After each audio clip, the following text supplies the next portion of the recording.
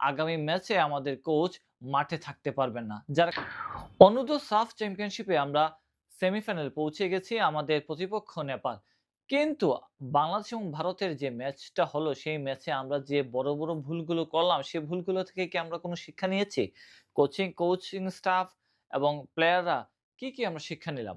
মনে রাখতে হবে সবচেয়ে বড় যে ভুলটা করেছি আমরা ভারত দলের কোচের সাথে যখন আমাদের বাংলাদেশ দলের কোচ তর্ক-বিতর্ক শুরু করলেন, যার ফলে আমরা বড় একটি ক্ষতির মুখে পড়লাম যেটি হলো আগামী ম্যাচে আমাদের কোচ মাঠে থাকতে পারবেন না। যার কারণে সরাসরি কোনো নির্দেশনা প্লেয়ারদের দিতে পারবেন না।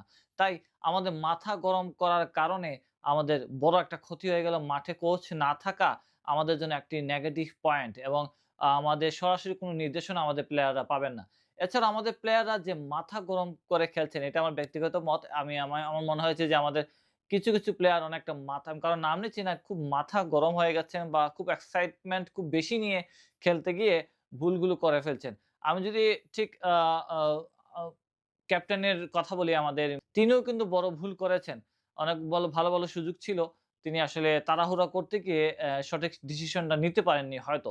আমার মনে হয় সেই ভুলগুলো থেকে শিখবেন এবং আগামী ম্যাচটি একটি গুরুত্বপূর্ণ ম্যাচ। সেই ম্যাচ যদি আমরা জিততে পারি, আমরা ফাইনাল খেলবো। আমাদেরকে সতর্ক থাকতে হবে এবং মনে রাখতে হবে আমরা যত ঠান্ডা মাথায় খেলবো আমাদের রেজাল্টটা তত ভালো আসবে।